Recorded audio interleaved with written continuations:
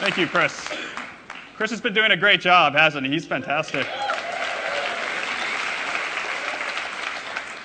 Most of you don't know this, but during that last break, Chris visited 3 more countries on his list. He's an amazing guy. Yeah, his publisher's here. We actually shared for a brief moment the same publisher, and I'm a little bit relieved that we don't anymore, because when it came to the marketing meetings where you sit down and you give your plan for how you're going to market your book, nothing made it harder than knowing that Chris was just in there giving his plans for marketing his book. So you would show up and say, I'm going to do some guest blog post and a reading at the local Barnes & Noble. You know, Chris was in there the day before with his plans to go to the bottom of every ocean and do a reading on Mount Kilimanjaro. So I'm glad I have left, and now I can feel a little bit better about it. So I'm here to talk about career advice. And as Chris previewed, I want to push back against some ideas that we have taken for granted and sort of assume are true. And I want to replace them with some more nuanced ideas that the evidence suggests might work better. So it's sort of my professorial approach to these type of questions. And I wanted to start with someone who I think would be well appreciated by this crowd, and that's the late Steve Jobs. And in particular, I want to go back to the early summer of 2005. And this is when Steve Jobs took the podium at Stanford Stadium in front of a crowd of 23,000, and he was there to give the commencement address to Stanford's graduating class. This is a big deal. Jobs did not give a lot of these sort of touchy-feely speeches, but he showed up. He may have been wearing sandals under his robes, which he was, but he did show up, and he gave his talk, and by all accounts, it was a really good one. Right? I mean, someone posted this unofficial video of it on YouTube, 3.5 million views. Stanford then released their official version, another 3.5 million views.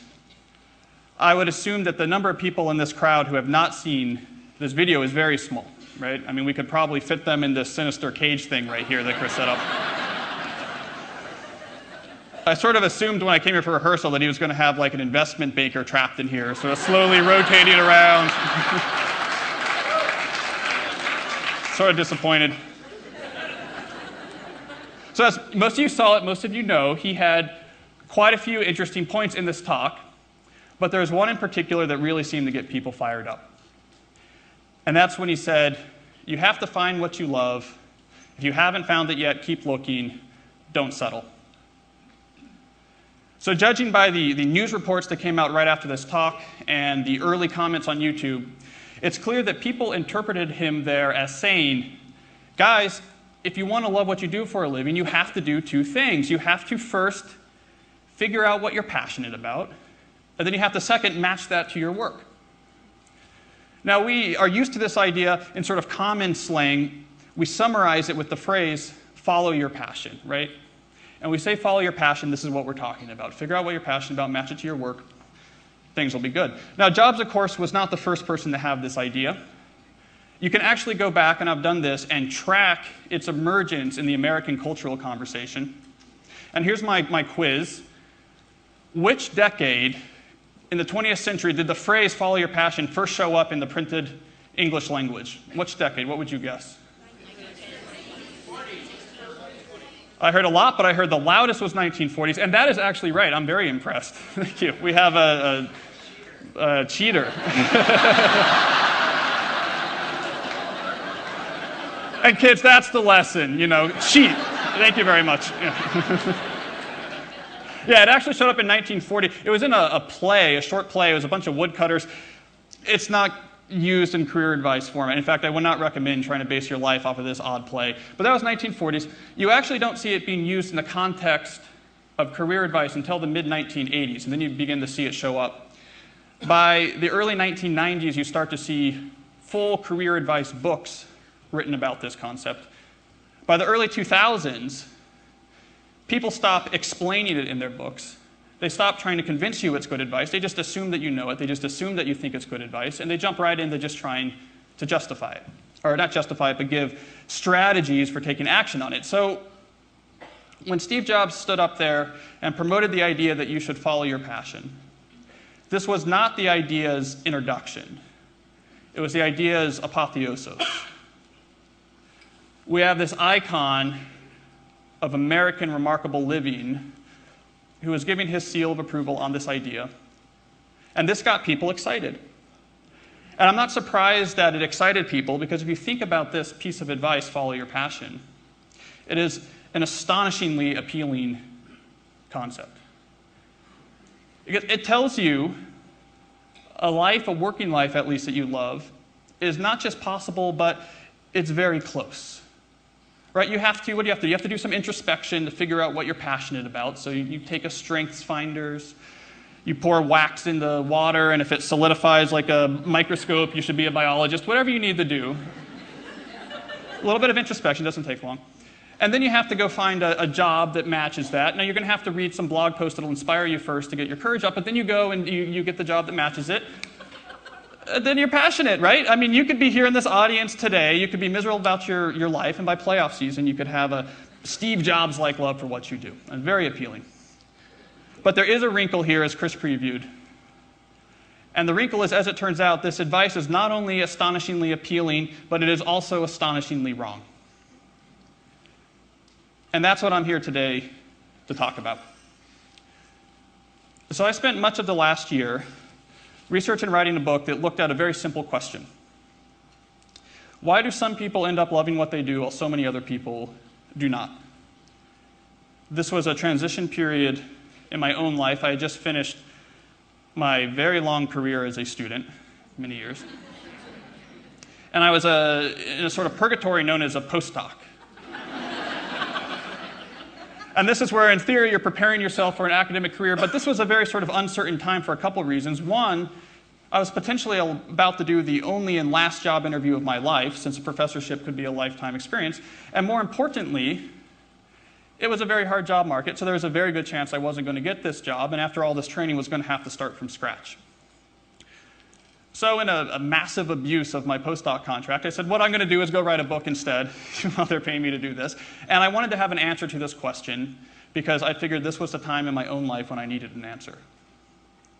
So there's two parts in this book. In the first part, I make my case against why follow your passion is bad advice. And in the second part, I talk about what you should do instead. And in here, I chronicle this quest I went on to find people from all walks of life who do love what they do for a living, and to hear their stories and to look for patterns. What were they doing instead? So today I want to tell you two stories. So the first story I'll pour right from the first part, and we'll draw some lessons from this story about why I think follow your passion is bad advice. The second story we'll pull from the second part, and we'll draw some lessons from that about what I think works instead. Okay, so that's our game plan. So let's start with the first story, and I think we should pick up where we left off. We heard Steve Jobs' advice later in his career. I'm interested in going back and asking the question of how his own career actually began. So if we rewind the clock back to a young Steve Jobs, who's, say, about to go to college and is trying to decide, what am I going to do? Where am I going to go to college? What am I going to study? You would have found a young man who was certainly interested in electronics. He had grown up in Silicon Valley's wirehead culture. This was a culture where young men and women would tinker with electronics much in the same way that the generation before would tinker with cars, right? That's what was happening around Silicon Valley at that point. So it was a hobby of his. It's something that he was interested in. But I'd make the argument that if you asked him, Steve, what are you passionate about? He wouldn't have said electronics. He wouldn't have said starting a technology company that's going to take over the world. And we know this because of his college choice. He didn't go to Berkeley to study electrical engineering, which is what you would have done in that time, in that place, if you were passionate about electronics. And he didn't go to Stanford or USC to study business, which is what you would have done in that time, in that place, if you were passionate about business or entrepreneurship. Instead, he came up here to a college not far from where we're sitting today, an elite liberal arts school known as Reed College. He went there, he was studying Western history, he was studying dance, and he started to dabble very seriously in Eastern mysticism, which had just made its way to the West Coast around this period. So he shows up to Reed College, he's studying these things, he's asking these big questions, he drops out pretty soon, he sticks around for a while, he wanders the campus barefoot, he's sort of like a campus celebrity, he eats weird diets, he's bumming meals from the local Hare Krishna temple. Eventually he gets tired of being completely destitute, so he comes back to California, and he talks himself into a night shift job at Atari, one of the most important things about it was that it gave him flexibility so he wouldn't be tied down. This is a period in which he went and spent several months on a mendicant's journey in India. He was beginning to spend more and more time at the All-One commune just upstate and became more serious about Zen meditation, frequenting the Los Altos Zen Center more and more. So this was Jobs during this period. So where did Apple Computer come from? Well, he and his friend Steve Wozniak, who he'd reconnected with, had started launching what I think is best described as a series of schemes where they would cobble something together, maybe sell it out of the back of a car, make a little bit of money, keep the wolf at bay, keep food on the table while Jobs was seeking and searching and tackling these deep philosophical and spiritual questions. And for lack of a better word, Apple Computer came out of one of these schemes. They had been tinkering, more Woz than Jobs, on a circuit board for what would become the Apple I.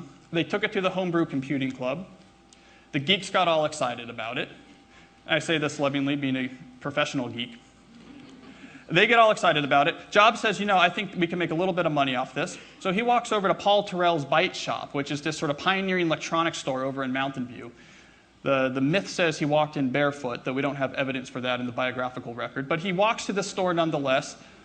He brings in this circuit board, and he says, look, the geeks are excited about this.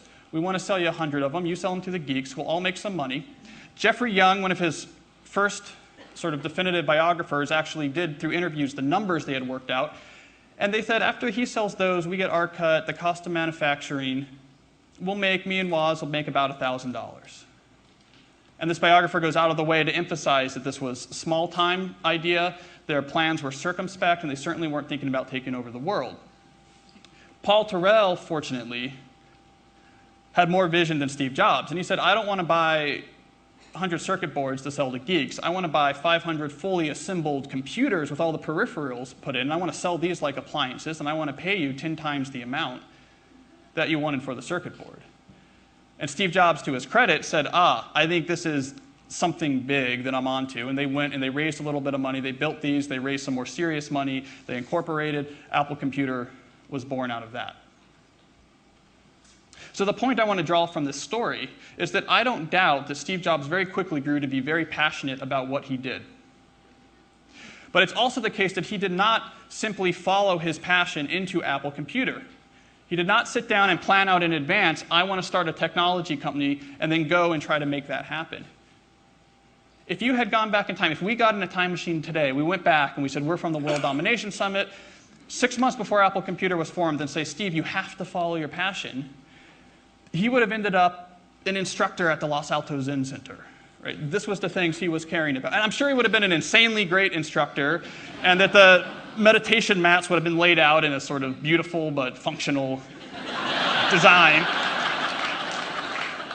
But these were the type of things he would have said he was passionate about. So the lesson I wanted to draw from the story here is that the path to a passionate life is also, or often, way more complex than the simple advice, follow your passion, would suggest. The person who I think said it better than me was Ira Glass, who's the NPR host, This American Life. Right? Great show on NPR. Innovative, award-winning show. This is someone who loves what he does, very passionate. But you can find this video on YouTube. It's great. It's a video where 3 undergraduates sit down with Ira Glass to interview him for his advice on how they can build a really cool, remarkable life like his. And the one young woman says, so how do I know what I'll be good at? What do I do once I graduate here? And Jobs looks at her and says, well, in the movies, there's this idea that you should just go for your dreams. And you can see their faces light up. They expect this is where he's going to say, and that's what you should do. And I'm going to call your mom and tell her that you're not a pre-med anymore, or whatever. That's what, you could see that expectation. And instead he says, oh, I don't buy that. And their faces kind of fall. And then he talks for a while about how hard it is to get good at something. And really what they need to be focusing on now is sort of persisting in the effort to get good at something. And he sees their faces fall, and at the end he says, really the problem here, guys, is that you're trying to figure this all out in the abstract before you go and do it. And that's your tragic mistake. And I thought that was a poignant way of putting it. This notion that you can sit down there in advance and figure out what's going to lead to a passionate life. And the uncertainty and heartache that can bring when you don't immediately love what you're doing is a tragic mistake. So that's the first lesson I want to draw from this story. The second lesson is that we don't really have any reason to believe that follow your passion is actually generally good advice. So I'm a scientist, so my first inclination when I took on this project was to study the scientific literature. And there is a lot of literature on workplace happiness and workplace motivation. And if you look in this literature, you would think that you would find lots of support for this idea because this is one of the most popular ideas in modern American career thinking. But you can't. In fact, finding evidence that matching your job to a pre-existing passion is good is very hard to do. What you find instead is studies that point in the opposite direction. So one of my favorites is by a young researcher named Amy Rosinski. At the time, she was a graduate student at Michigan. She took a group of people, group of employees, that all had the same position. They all worked in university administration just right at the same level. She interviewed them and she found out that a third of them saw this position as a calling. So a third of these people were passionate about this. It was an important part of their identity. It was an important part of their life, this position. The other 2/3 of people did not. Some of them just saw it as work, and the rest saw it as a stepping stone in a larger career, and they could take and leave what they were doing right then. So what I like about Rosinski is that she then said, I'm going to dive deeper, and I'm going to try to figure out what's different between these two people. What was different between the calling group and the non-calling group? And what she found was that one of the largest predictive factors of being in the calling group, if not the biggest predictive factor, was years of experience. The longer someone had this position, the more likely they were to see it as their calling, which of course is a way more complicated story than follow your passion tells us, which is, no, you've matched this job to what you were meant to do, you'll therefore immediately love it. And Rosinski is saying that's not what I found. There's something more complicated happening here. Another study I like is by a Canadian psychologist named Robert Vallerand, who had developed this survey that allows you to figure out what, if anything, is a person actually passionate about. Not interested, but actually passionate about. He has this survey, and he takes it and he administers it to 539 Canadian university students. Okay. He found less than 4% of these students had a passion that you could realistically connect to a career. Less than 4%. Do you want to guess what the #1 passion was from among these Canadian university students? It was a good crowd. It was exactly hockey. That's right. And he was born in 1940, so you guys are good. That's right, it was hockey. I mean, look, it's possible that this university had one of the most astonishing concentration of hockey talent to ever be assembled under one roof, and that they should all follow their passion and field 9 different NHL teams. But it's more likely that for 96% of these students, to tell them, figure out what you're passionate about and go do that, would have failed for them as career advice in figuring out what to do right after school. So that's the second lesson I wanted to draw here. When you look to the literature, we don't have much evidence that this is generally a good piece of career advice. Okay, so that's the negative stuff. Let's go to the positive stuff. Fine, that may be too simplistic. Might not be what the research shows. What does work? So as mentioned, I went around and I found lots of people who do love what they do, and I spent a lot of time talking to them. This is actually one of the dirty secrets of being an advice writer. Our actual the number one skill we have, we don't talk about it much, is the ability to find people and convince them to talk to us. And that's actually harder than you think. I've been doing this since I was 21. When I was 21 and I had my first book deal, I had to go interview Rhodes Scholars. And the way I figured out to do it is you would actually read the news release from the college, you'd see who their Rhodes Scholars were. You'd then go search, typically the student newspaper, and you would find the naming scheme on their email addresses. Right? Was it like first letter of the first name and then the last name? And then you would guess at what the Rhodes Scholars... I mean, you basically have to be a stalker to be an advice writer. That's it. So anyways, I was stalking people as I normally do. And I tracked down a lot of these people, and we talked, and we tried to figure out what happened in their life. And I went looking for patterns, and I found a pattern. And not everyone followed this pattern, but it was sort of remarkably consistent. And one of my favorite examples of this pattern is the writer and activist Bill McKibben. I think his story actually personifies it well. So I want to tell his story, and then we'll look at it and try to pull out some lessons about the pattern that he exemplifies. So he did something that I think is smarter than just following your passion. So let's hear what that is.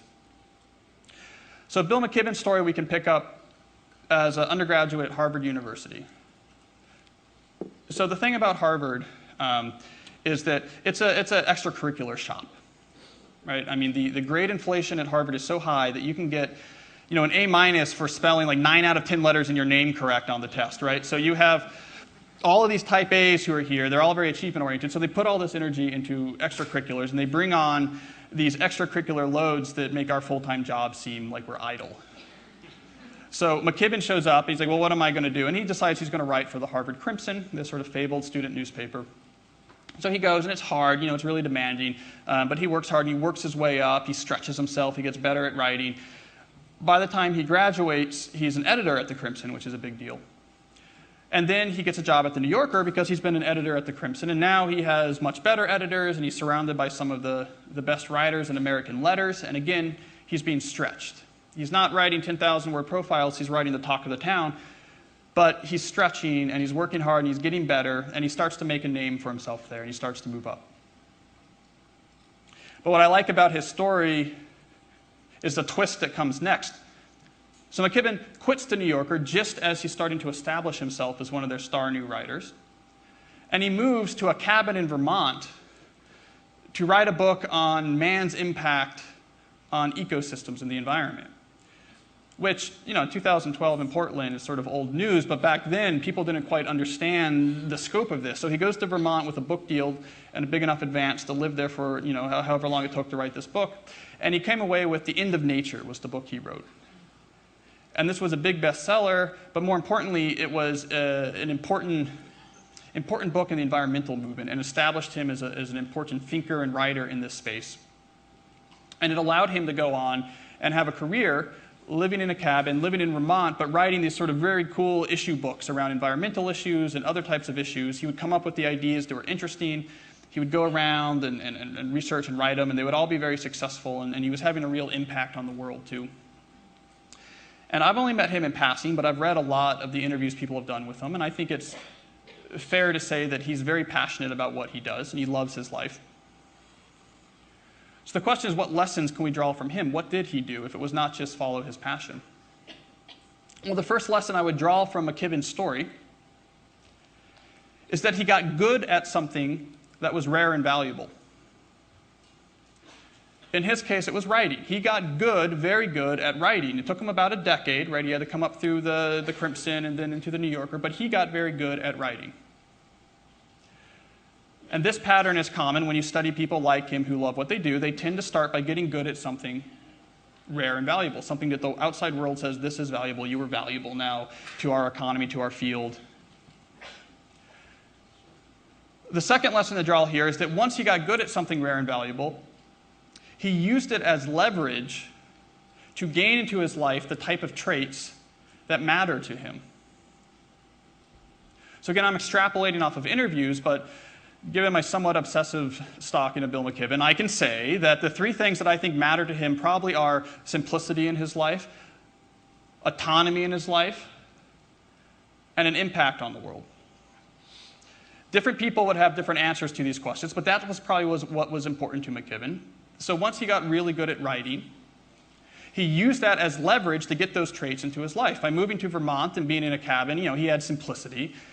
By being a writer of nonfiction books, he had autonomy. He comes up with the idea, and then it's go write it, send it back when you're done. And he was writing about an issue that was important, so he had an impact on the world. He was having an impact on the conversation. So he used his ability as leverage to gain those traits that matter to him. Now, these two lessons come up again and again when you study people like Jobs or when you study people like McKibben. But I'd like to point out that there are some pitfalls that surround them that you have to be wary about. This approach kind of makes sense, but there's some pitfalls here. The first pitfall is that if you make the jump to try to get some of these traits that really matter to you in your life, if you try to make that jump without something valuable to offer in return, your chances at succeeding go way down. So if Bill McKibben had dropped out of Harvard to move to Vermont to write The End of Nature, he almost definitely would have failed and had to have moved back to Boston, or even worse, gone to law school. Because, first of all, he wasn't a good enough writer to get the advance that could pay for him to live there. And second of all, he wasn't a good enough writer yet to write a book of such impact and importance. It was important that he got good at writing first so he had something valuable to offer in exchange for these very valuable traits, like making a living with a simple, autonomous, impactful life.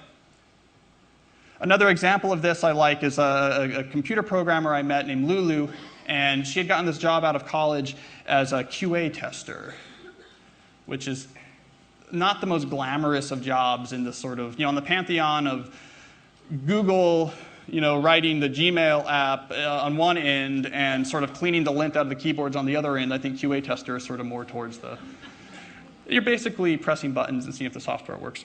But what she did is she made herself rare and valuable by learning Unix scripting and automating most of their testing process, saving them a lot of money, saving them a lot of time. And as soon as she got good at this thing, as soon as she had value in this company, she immediately leveraged it. They said, we want to give you a promotion, we want to put people under you, we're going to pay you more, you're going to have lots of responsibility and stress, and if you ever don't answer our email, we're going to panic. This is the standard thing you do when you get valuable. And she said, well, wait a second, you need me now. I'm not interested in your promotion, I want a demotion. I want to go down to 30 hours a week, which is the minimum at which I can still get health care, because I'm going to go get a part-time degree in philosophy at Tufts. She had value to use as leverage here. If she had walked in her first week and said, this is boring, I want to go on a flexible schedule and go get a degree, they'd say, well, how about you go to a 0-hour-a-week schedule because you're fired, right? So that's the pitfall that surrounds it. Number one is that if you don't have something of value to offer before you go for these traits, it can be damaging. The second pitfall, and they sort of work together in a sort of insidious balance, is that once you actually are valuable to a field or valuable to a company, that is exactly when you're going to get the pressure to stick on the standard path of moving up the standard ladder. Like, suddenly now people care about that. No one cares if you're outside of your parents, if you're a freshman in college and you say, I'm going to go write a book or something. But the editor of the New Yorker cares, when you're their rising star and you quit, because you're actually valuable to them at that point. So this is something I saw come up again and again. As soon as you were valuable enough to actually take control of your life is when all the pressure crashes down to take the promotion, to take the more responsibility, to take the bigger house, to stick on the straight path. I'm sure all the pressure in the world was on Bill McKibben to work up to be a senior staff writer at the New Yorker, start writing those sort of Adam Gopnik-style books that no one outside of the New York Review of Book editor ever reads, but are very well respected. Then get hired as an editor at some imprint or Harper's, and then work your way up to be an editor-in-chief and be mortgaged for your apartment on the Upper West Side, and then you'll be, successful, right? And that was the pressure he was getting, and that was exactly the point where he leveraged it. So that's the second pitfall here. As soon as you actually have some control over your life is when it's going to be the hardest to actually take that control. Okay, so those were two lessons.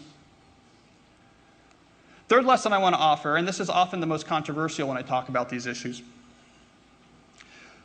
What you do for your work is much less important than we think. All right, this is like a corollary of everything we've said so far. Bill McKibben built the life he loved as a writer. I would maintain that there are any number of other paths he could have followed that would have led him to a life that he loved just as much. I argue what mattered for him was the fact that he had autonomy, that he had simplicity, that he had impact in his life, that he had these general traits that were important to him in his life.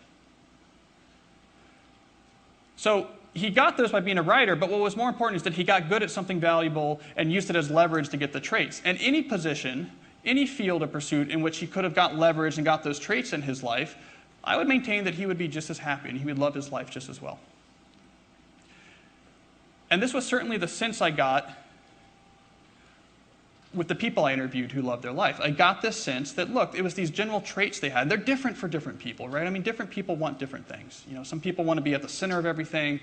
Some people want to live in a cabin. Some people want impact. Some people they want creativity more than anything else, right? These differs for different people.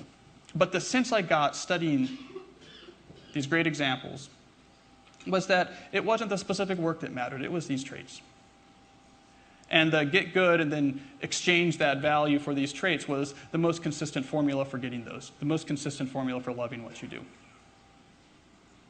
Now, when I give this advice, people often push back and they say, are you saying that, any job I take, I can be, just as happy. I could be the guy at the zoo that shovels the elephant crap and build a, passionate life out of it. No, I'm not saying that. But what I'm saying is that the threshold that a position or a pursuit or a college major must cross in order for it to be potentially the foundation of a life you love is much lower than we think. It's somewhere between, is this like my one true passion that for some reason evolution has made my genes be wired for me to do and only be happy doing this type standard that we have now? Somewhere between that and shoveling the elephant crap, somewhere in between, there's a threshold that's much lower. And the way I define that threshold is that if something is interesting to you, and if it looks like it will give you interesting options if you start to do well in it and start to become valuable, that's good enough.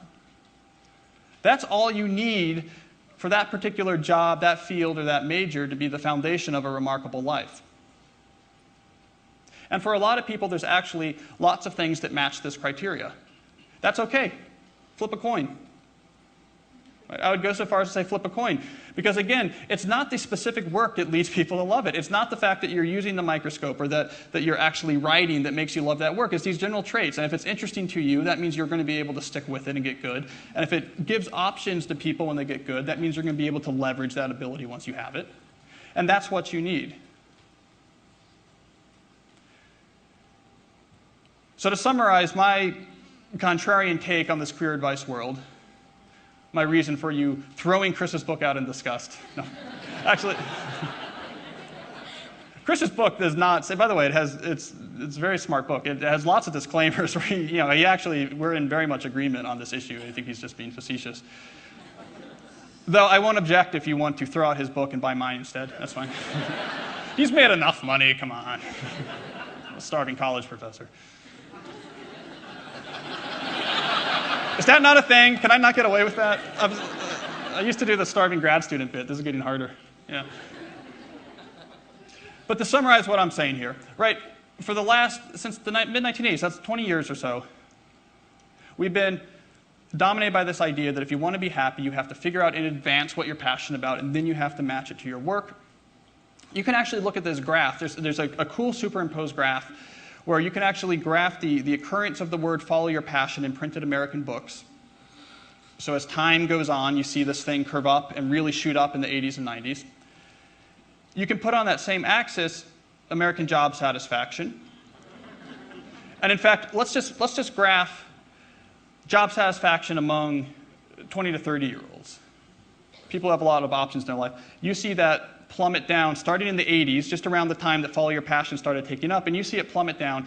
In the last U.S. Job Board survey, the rating among 18, or was it, I guess 20 to 30, they say, their rating was the lowest it had ever been. It was actually the lowest rating for any group they've ever measured in job satisfaction.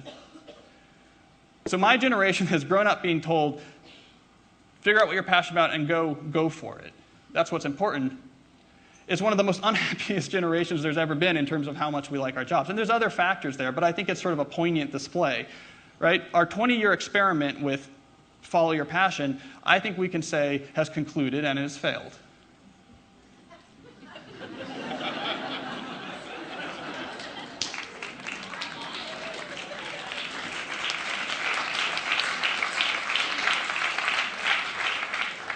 But that doesn't mean that we shouldn't have the goal of being passionate about what we do. In the model I gave you instead, my hypothesis, to use my professor speak, my hypothesis is the model that works instead is pick something interesting. If there's 9 things that are interesting to you, throw a dart. Pick something that's interesting. Get good at something rare and valuable. While your friends are switching jobs 9 times because they don't love it in the first week, take advantage of that to get better, to focus down, to do the satisfying work of craftsmanship, of building up an actual ability. And once you have it, that's where you apply the courage, at this point, to use it as leverage to gain the traits that matter to you. That's my new formula. I will summarize it for you to bring it back to where we started by saying, I guess the easiest summary here is do what Steve Jobs did, not what he said. Thank you.